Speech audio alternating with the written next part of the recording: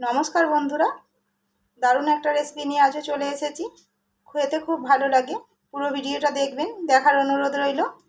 আজ আমি রাতের বেঁচে যাওয়া আটা নিয়ে এসেছি, রুটির জন্য মেখেছিলাম। এইটা দিয়েই আমি দারুণ একটা রেসিপি বানাবো। পুরো ভিডিওটা তাহলে দেখো কিভাবে বানাই। রেসিপির জন্য এখানে আমি ধনেপাতা কুচি নিয়েছি, লঙ্কা, কাঁচা লঙ্কা, পাকা লঙ্কা কুচিয়ে নিয়েছি, টমেটো নিয়েছি কুচিয়ে, আর একটা পেঁয়াজ নিয়েছি ছোট ছোট করে কুচিয়ে, আর লাগবে ডিম। এখানে ডিম নিয়েছি। কিভাবে বানাই তাহলে দেখো। রেসিপিটা বানানোর একদম সময় লাগে না, ঝটপট বানানো হয়ে যায়। বানানোর জন্য আমি আগে রুটি বেলে নেবো প্রথমে লেচি থেকে। আমি কিন্তু ময়দা দিয়ে বেলছি, তেল দিয়ে না।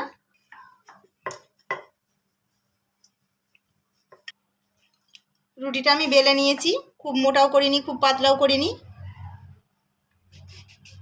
আমি এভাবে সব রুটিগুলোই বেলে নেব। আমি 4টে রুটি বেলে নিয়েছি, দেখুন একই সাইজ করে। সাইজটা যদি ছোট বড় হয় কোনো ব্যাপার না। রুটিগুলো কিন্তু আমি খুব মোটা করে বেলিনি, মোটামুটি মিডিয়াম করে বেলে নিয়েছি। দেখে বুঝতেই পারছো।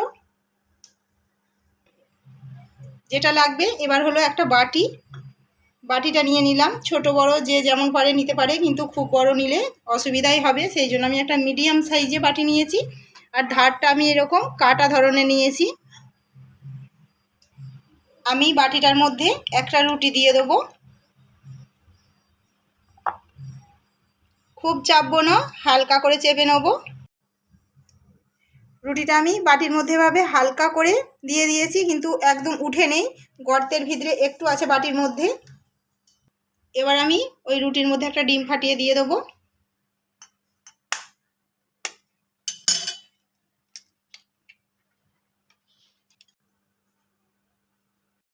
এবার লবণ দেবো, পেঁয়াজ কুচি, কাঁচা পাকা লঙ্কা কুচি, টমেটো কুচি, আর দেবো ধনেপাতা কুচি। আবারও ওপর থেকে অল্প করে লবণ দিলাম সবজিগুলোর মধ্যে। আবারও ওপর থেকে একটা রুটি দিয়ে দেবো। দিয়ে এবার খুব ভালো করে হাত দিয়ে এরকম চেপে চেপে বাটির বাড়ে, এভাবে বাড়ে চেপে চেপে কেটে নেবো রুটিগুলো। জুড়েও যাবে আবার কেটেও যাবে, কোনো সমস্যা হবে না। কত সুন্দর কেটে গেল দেখুন। মুখটা এভাবে চেপে চেপে বন্ধ করে দিয়েছি।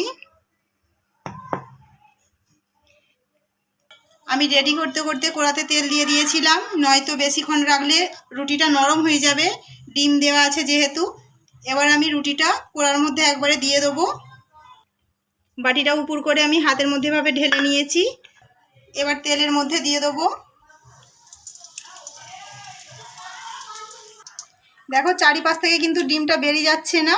মুখটা ভালো করে বন্ধ করে দিতে হবে, নয়তো দেখতেও ভালো লাগবে না আর খেতেও ভালো লাগবে না, আর রেসিপিটা তো বানানোই যাবে না।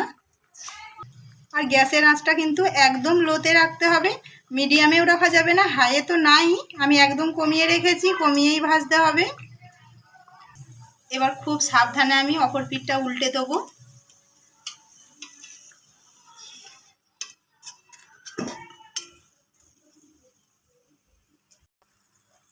ভাজা হয়ে গেছে। দেখো বন্ধুরা কত ফুলে গেছে, একদম ফুলে ফুটবল হয়ে গেছে। উল্টে পাল্টে আমি খুব ভালো করে ভেজে নিয়েছি। এরকম লাল করেই ভাজতে হবে, নাহলে ভেতরে ডিমটা তো সেদ্ধ হবে না। এভাবে একইভাবে বাকি যেটা আছে সেটাও ভেজে নেব। ভাজা হয়ে গেছে, দুটো ভেজেছি, দুটো হয়েছে। রুটিটা যতটা ছিল, মোটামুটি 4টে রুটি বেলেছিলাম। কত তাড়াতাড়ি ভাজা হয়ে গেল, মাত্র 5 মিনিটে। ঝটপট খুব খিদে পেলে এভাবে তাড়াতাড়ি বানিয়ে ফেলবেন, একদম ঝটপট বানানো হয়ে যায়, একদম সময় লাগে না। আর একটা খেলেই মোটামুটি পেটটা ভরে যাবে।